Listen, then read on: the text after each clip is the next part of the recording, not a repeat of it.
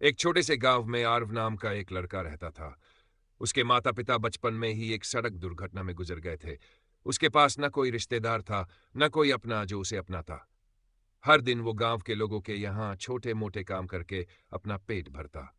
कभी खेतों में पानी देता, कभी किसी की बकरी चराता, तो कभी बाजार में सब्जियां उठाता। जिंदगी उसके लिए हर पल एक जंग बन गई थी। एक दिन तपती दोपहर में वह एक पीपल के पेड़ के नीचे बैठा हुआ था। उसके पास सिर्फ 2 सूखी रोटियां थीं। तभी एक बूढ़ा आदमी जो एक पुराने तांगे में बैठा था वहां से गुजरा। उसका नाम रहीम चाचा था। उसने आरव से पूछा, बेटा, यहां क्यों अकेला बैठा है? आरव ने चुपचाप रोटी की तरफ देखा और बोला, खा रहा हूं। और क्या? रहीम चाचा ने उसे ध्यान से देखा, फिर बोले, मेरे साथ चल, मैं तुम्हें काम सिखाऊंगा। आरव ने थोड़ी हिचकिचाहट के बाद हां कह दी। अगले दिन से आरव रहीम चाचा के साथ शहरों का सफर करने लगा। रहीम चाचा एक पुराने व्यापारी थे जो कपड़े, मसाले और छोटी मोटी चीजें बेचते थे। उन्होंने आरव को सिखाया कैसे सौदा करना है, कैसे ग्राहक से बात करनी है, कैसे सही वक्त पर चुप रहना है और कब ईमानदारी सबसे बड़ी ताकत बन जाती है। धीरे धीरे आरव एक समझदार और होशियार युवक बन गया। एक बार जब वे शहर से लौट रहे थे तो रास्ते में डाकू मिल गए। रहीम चाचा ने आरव को एक झोपड़ी के पीछे छुपा दिया और खुद सामान लेकर खड़े हो गए। डाकू सारा माल लूट ले गए, लेकिन आरव बच गया। उस रात आरव ने आग जलाकर चाचा के जख्मों पर पट्टी की और पहली बार किसी के लिए दिल से आंसू बहाए। रहीम चाचा ने उसका हाथ पकड़कर कहा, बेटा, तू मेरा खून का नहीं पर दिल से है। समय बीतता गया। आरव अब एक सफल व्यापारी बन चुका था। उसने गांव में एक दुकान खोली जहां गरीबों को सस्ते दाम में सामान मिलता। उसने एक छोटी पाठशाला भी बनाई जहां अनाथ बच्चों को पढ़ाया जाता था। एक शाम रहीम चाचा इसी पर बैठे हुए सूरज को डूबते हुए देख रहे थे। आरव ने उनका हाथ थामा और बोला, आपने मुझे जीना सिखाया, अब मैं दूसरों के लिए वही बनूंगा जो आप मेरे लिए बने। रहीम चाचा के चेहरे पर संतोष भरी मुस्कान थी, जैसे उनकी जिंदगी पूरी हो गई हो। आरव अब गांव का सबसे सम्मानित व्यक्ति बन चुका था। उसकी सादगी, ईमानदारी और सेवा भावना के चर्चे दूर दूर तक फैल चुके थे। हर सुबह वह पहले पाठशाला जाता, बच्चों के साथ बैठकर पढ़ाई करवाता, फिर अपनी दुकान पर जाकर ग्राहकों की जरूरतें पूरी करता। लेकिन उसके दिल में अब भी कुछ अधूरा सा था। रहीम चाचा अब बूढ़े हो चले थे। अक्सर खांसी आती, चलने में भी मुश्किल होती। आरव ने उनके लिए घर के अंदर ही एक छोटी सी आरामगाह बना दी थी, जहां वो हर शाम आराम से बैठते और पुरानी बातें याद करते। एक दिन गांव में भारी बारिश हुई। नदी उफान पर आ गई थी। कई झोपड़ियां बह गई, खेतों में पानी भर गया और लोग डर के साए में जीने लगे। आरव ने बिना समय गंवाए गांव के युवाओं को इकट्ठा किया और सबको बचाने की योजना बनाई। उसने अपने ट्रक से गांव के लोगों को सुरक्षित स्थानों तक पहुंचाया, बच्चों को स्कूल में शरण दी और खुद कई रातें बिना सोए गांव की सुरक्षा करता रहा। जब सब कुछ थोड़ा शांत हुआ तो एक दिन आरव को एक चिट्ठी मिली। शहर की एक बड़ी व्यापारिक संस्था ने उसके नेक कामों के लिए उसे पुरस्कार देने का निर्णय लिया था।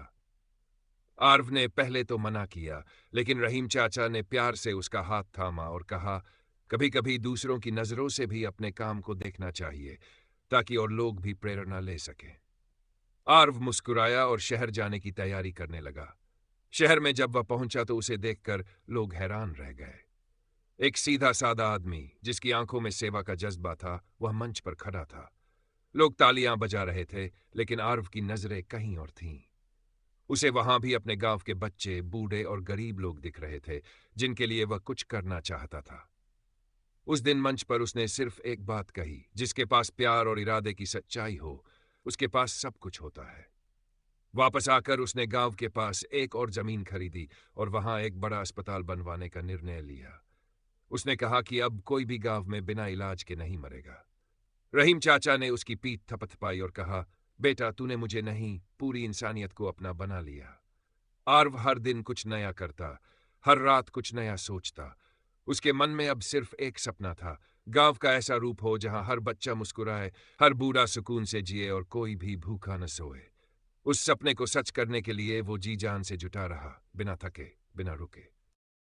गांव में जब अस्पताल बनकर तैयार हुआ तो पूरे क्षेत्र में उत्सव जैसा माहौल था। लोग दूर दूर से देखने आने लगे थे कि कैसे एक अनाथ लड़का आज सबका सहारा बन गया है। आर्व ने अस्पताल का उद्घाटन किसी मंत्री या अधिकारी से नहीं करवाया, बल्कि उस बुजुर्ग महिला से करवाया जो बरसों पहले उसके लिए रोजाना एक रोटी बचा कर रखती थी। भीड़ में खड़े हर इंसान की आंखें नम थी जब उस महिला ने कांपते हाथों से फीता काटा और आर्व ने उन्हें अपने हाथों से कुर्सी पर बैठाया। अस्पताल में सबसे पहली सुविधा उन लोगों के लिए रखी गई थी जो इलाज का खर्च नहीं उठा सकते थे। डॉक्टरों की एक टीम आर्व ने अपने संपर्कों से बुला ली थी, जो सेवा भाव से काम करने को तैयार थे। दिन बीतते गए, अस्पताल में नन्हे बच्चों की किलकारियां, बुजुर्गों की दुआएं और लोगों की राहत से भरी सांसें गूंजने लगीं। रहीम चाचा की तबीयत अब और बिगड़ने लगी थी। आर्व रोज उन्हें दवाइयां देता, पास बैठकर पुराने किस्से सुनता और उनका चेहरा देखता रहता। एक दिन रात को जब सब सो गए थे, तभी रहीम चाचा ने धीरे से आर्व का हाथ पकड़ा। उनके चेहरे पर हल्की सी मुस्कान थी। वो कुछ कहना चाहते थे पर शब्द नहीं निकले। आर्व ने उनकी आंखों में जो देखा वो शब्दों से कहीं ज्यादा था। चाचा की सांसें थम गई। अगले दिन पूरे गांव ने उन्हें कंधे पर उठाकर अंतिम यात्रा दी। किसी ने उन्हें एक व्यापारी नहीं, एक पिता के रूप में विदा किया। आर्व ने उनके कमरे को वैसे ही रखा, हर चीज वैसी की वैसी, और हर सुबह वहां दिया जलाकर बैठता दी जैसे चाचा अब भी उसे देख रहे हों। एक दिन अस्पताल के बाहर एक बहुत ही गरीब लड़की अपनी मां को लेकर आई। उसकी मां को दिल की गंभीर बीमारी थी। आर्व ने तुरंत डॉक्टर को बुलवाया और इलाज शुरू करवा दिया। हफ्तों तक वो रोज उस मां की देखभाल करता रहा। उसकी आंखों में एक अजीब सा सुकून था, जैसे उसे अपने माता पिता की सेवा का अवसर मिला हो। इलाज के बाद जब मां ठीक होकर गई तो वो लड़की रोती हुई आर्व से लिपट गई। उसने कहा, आप मेरे भगवान हो।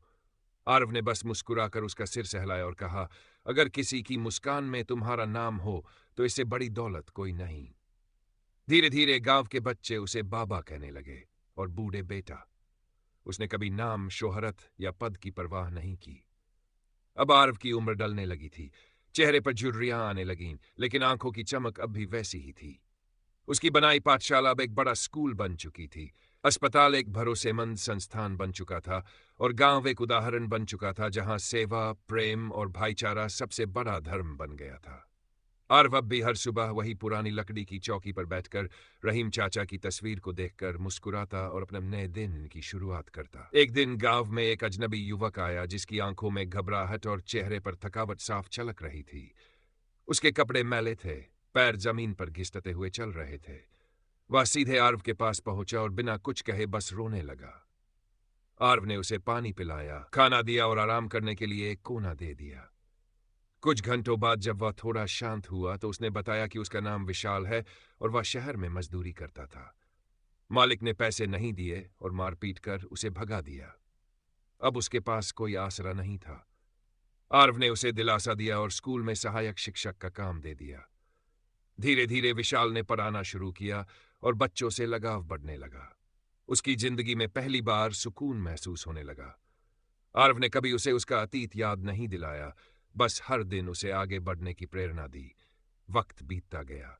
गांव में अब बाहर से भी लोग आने लगे थे। लोग आर्व से मिलने आते, उसके बनाए मॉडल को देखकर अपने गांवों में कुछ वैसा ही करना चाहते। कई बार शहरों से पत्रकार आए, टीवी चैनल वाले आए, पर आर्व ने किसी को इंटरव्यू नहीं दिया। वह बस कहता, जिस काम में प्रचार आ जाए वहां सेवा मर जाती है। एक दिन गांव की नदी का पानी बहुत कम हो गया। खेत सूखने लगे, मवेशी बेहाल हो गए। गांव वालों में चिंता फैल गई। आर्व ने फिर एक योजना बनाई। उसने आसपास के गांवों के बुजुर्गों से मिलकर पुराने कुओं और बावड़ियों को दोबारा खोदने का काम शुरू करवाया। युवाओं को जोड़ा, बच्चों को बताया कि पानी कैसे बचाना चाहिए। महीनों की मेहनत के बाद पानी वापस आने लगा। खेत हरे होने लगे और गांव फिर से मुस्कुराने लगा। अब आर्व के जीवन का हर क्षण दूसरों के लिए समर्पित हो चुका था। उसे कभी थकान नहीं होती थी। उसके लिए सबसे बड़ी पूजा एक बच्चे की मुस्कान थी, किसी बीमार की राहत भरी सांस थी। वह कभी ऊंची कुर्सियों पर नहीं बैठा, उसका आसन हमेशा जमीन पर रहा, लोगों के बीच। वह खुद को कभी महान नहीं मानता था। वह बस इंसानियत की उस धारा का हिस्सा था जो किसी एक से शुरू होकर अनगिनत दिलों तक पहुंच जाती है। एक शाम वह मंदिर के बाहर बैठा था, हाथ में वही पुराना लोटा जिसमें वह रहीम चाचा के साथ पानी भरने जाया करता था। पास ही बच्चे खेल रहे थे, औरतें गीत गा रही थी और हवा में घास की सोंधी खुशबू फैली थी। उसके चेहरे पर एक लंबी दिनचर्या की थकावट नहीं, बल्कि एक अनकही तसल्ली थी, जैसे वह जानता हो कि उसने जीवन को सही दिशा दी है।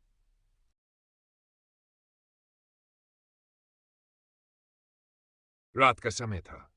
पूरा गांव गहरी नींद में सोया हुआ था, लेकिन आर्व अब भी अपनी चौकी पर बैठा हुआ था। सामने एक पुराना दिया टिमटिमा रहा था और पास में कुछ बच्चों की किताबें फैली थीं। वह हर रात की तरह आज भी बच्चों की कॉपियां चेक कर रहा था।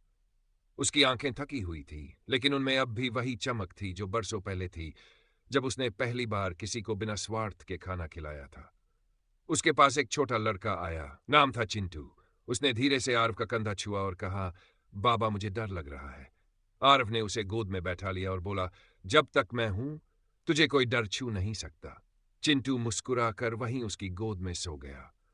आरव ने उसके माथे पर हाथ फेरा और उसकी सांसों की गर्माहट को महसूस करता रहा। उसे हर उस बच्चे में अपना बचपन दिखता था जो कभी उसने खो दिया था। सुबह जब सूरज की पहली किरण फटी तो गांव में फिर हलचल शुरू हो गई। औरतें कुओं पर पानी भरने लगीं, बच्चे स्कूल की तरफ दौड़ने लगे और किसान खेतों में हल लेकर निकल पड़े। आर्व सबसे पहले स्कूल पहुंचा, खुद झाड़ू लगाई, बेंचें ठीक कीं और फिर गेट पर खड़ा होकर हर बच्चे को हाथ जोड़कर नमस्ते किया। एक दिन गांव में एक बड़ा आयोजन रखा गया था, जहां सभी गांवों के प्रधानों को बुलाया गया था। मंच पर आर्व का नाम पुकारा गया। लोगों ने तालियां बजाई, कुछ ने तो खड़े होकर अभिवादन भी किया। लेकिन आर्व ने मंच पर चढ़ने से मना कर दिया। वह बोला, मैं जहां खड़ा हूं वहीं ठीक हूं, क्योंकि मंच से नहीं, जमीन से ही सेवा की असली पहचान होती है। उसकी बातें सुनकर वहां मौजूद हर व्यक्ति नतमस्तक हो गया। एक पत्रकार ने आर्व से पूछा, क्या आपने कभी कुछ अपने लिए चाहा? आर्व मुस्कुराया और बोला, जब मैंने दूसरों के लिए जीना सीखा, तब से अपने लिए कुछ चाहने की जरूरत ही नहीं पड़ी। मेरी सबसे बड़ी दौलत वह दुआएं हैं जो हर रोज मेरे सामने से चलती हुई हवा में घुल जाती हैं। शाम को जब वह अपने कमरे में लौटा तो एक पत्र उसका इंतजार कर रहा था। उसमें किसी विश्वविद्यालय ने उसे डॉक्टरेट की उपाधि देने का निमंत्रण भेजा था। आर्व ने पत्र को मुस्कुराते हुए मोड़ा और उसी दिए के नीचे रख दिया, जिसके सामने उसने अपने जीवन के सारे सपने जलाकर दूसरों की रोशनी बना दी थी। रात गहराने लगी थी। चाँद की रोशनी खिड़की से होकर उसके चेहरे पर पड़ रही थी और दूर किसी मंदिर की घंटी धीरे धीरे हवा में गूंज रही थी। वह आंखें बंद करके बैठा रहा, जैसे किसी अनकही शांति से बातें कर रहा हो। और उस शांति में भी एक गूंज थी, उन अनगिनत लोगों की जिनकी जिंदगियों में वह एक उम्मीद बनकर आया था।